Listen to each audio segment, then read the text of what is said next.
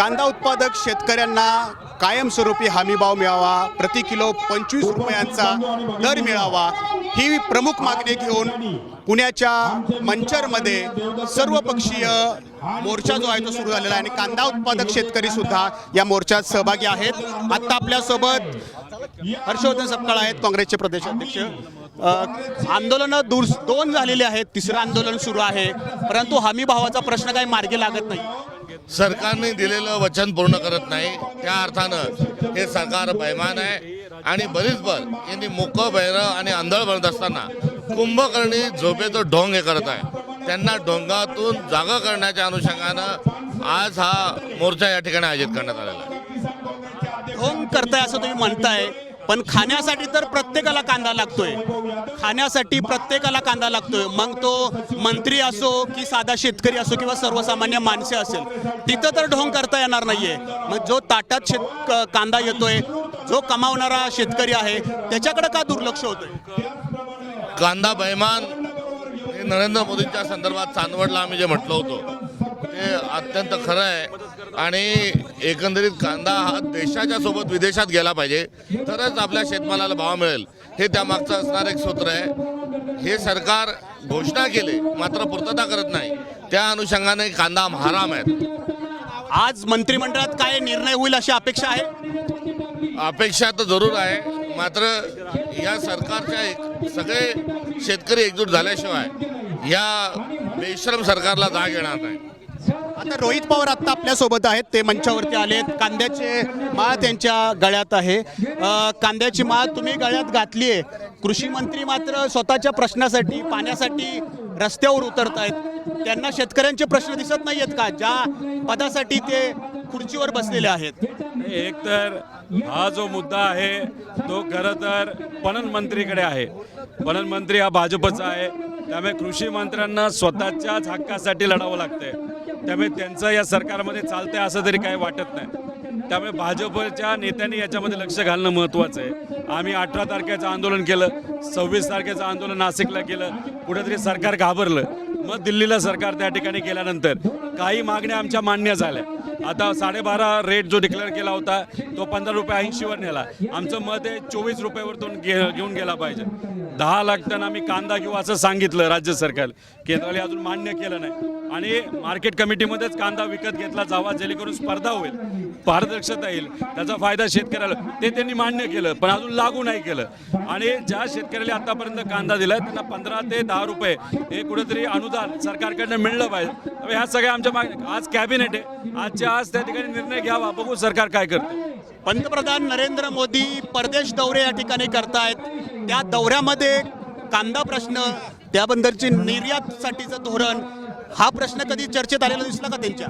माझं एवढंच म्हणणं आहे, काही शेतकऱ्यांशी आम्हाला सांगितलं, शेतकरी म्हणत होते की मेलडी चॉकलेट देण्यापेक्षा जर कांदा हा दिला गेला असता काही मोठ्या नेत्यांना दुसऱ्या देशात, तर कधी कांद्याचे भाव वाढले असते, असं शेतकऱ्याचं मत आहे. त्यामुळे तुम्ही जेव्हा भारताच्या बाहेर जात असता, भारतासाठी काय मिळालं, काय न्याय मिळाला, हे त्या ठिकाणी महत्त्वाचं आहे. भारताच्या बाहेर तुम्ही इतर देशांमध्ये जाऊन तेलाचे भाव कमी नाही झाले, पेट्रोलचे भाव कमी नाही झाले, डिझेलचे भाव कमी नाही झाले, उपलब्धता कुठं कमी नाही झाली, शेतकऱ्याला भाव तिथं कुठल्याच गोष्टीसाठी मिळत नाही. त्यामुळे शेतकऱ्याला, कष्टकऱ्याला, भारताच्या कुठल्याही नागरिकाला, मिडल क्लासपासून कुठलाही असो, त्याला काही या प्रवासामुळे मिळालेलं नाही.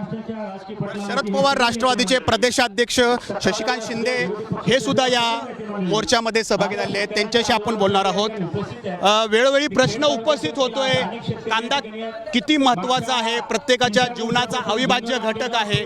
असं असताना सरकार मात्र त्याबद्दलचं संवेदनशील दिसत नाही. हा प्रश्न सोडवण्याच्या बाबतीत सरकारचे महायुतीचे नेते सध्या विधान परिषदेमध्ये फार गुंतलेले आहेत. तिथे फार मोठ्या प्रमाणात सदस्यांना बोली लावली जाते. 5-5, 10-10 लाख, 15-15 लाख, 20-20 लाख रुपये भाव द्याला. गेले काही दिवसापासून आंदोलन करण्यात शेतकऱ्यांना भाव मिळत नाही. हेच खरं देशाचा, राज्याचा दुर्दैव आहे. म्हणून रस्त्यावर उतरलेला शेतकरी एवढंच सांगतोय, आम्हाला न्याय द्या. तुम्ही केंद्राला भेट दिली, महायुतीचे नेते गेले, अमित शहाची भेट घेतली म्हणून सांगितलं, पुढे काय झालं? फक्त तिथं दाखवलं शेतकऱ्यांसाठी केलं, परंतु तिकीट वाटपाच्या बाबतीमध्ये गेले होते. आज माझं म्हणणं आहे, उत्पादन करणारा शेतकरी इतकं उत्पादन करतोय, पण आंतरराष्ट्रीयचा संबंध बिघडल्यामुळे खरेदी करणारा माल आपला इतर राष्ट्र ते थांबल्यामुळे शेतकरी आज अडचणीत आलेला आहे.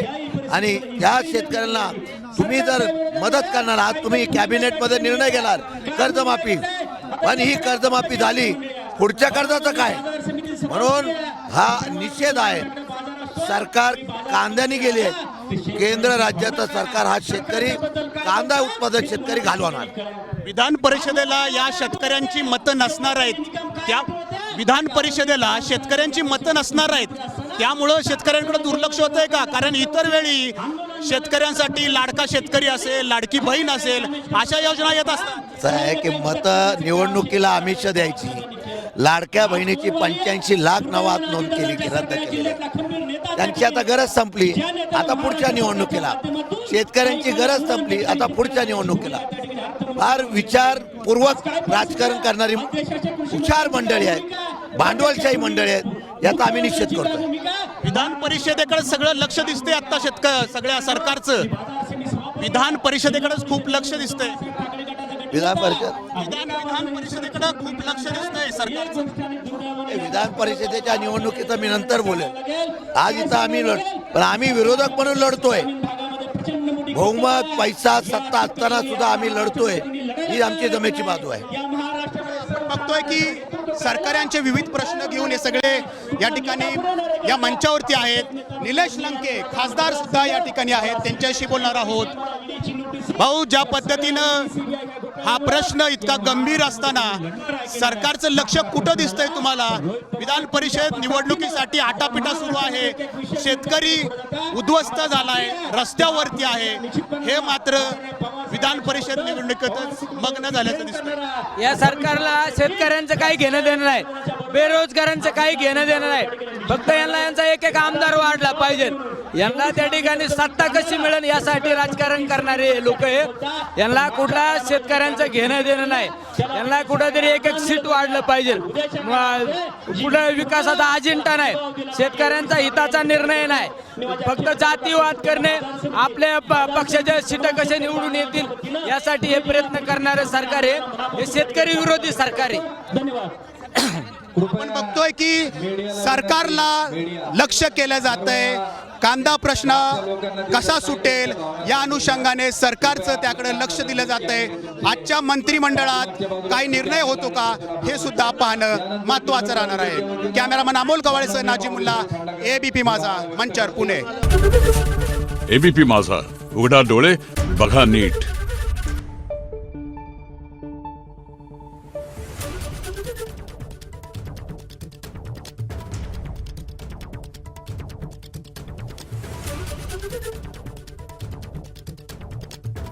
Thank you.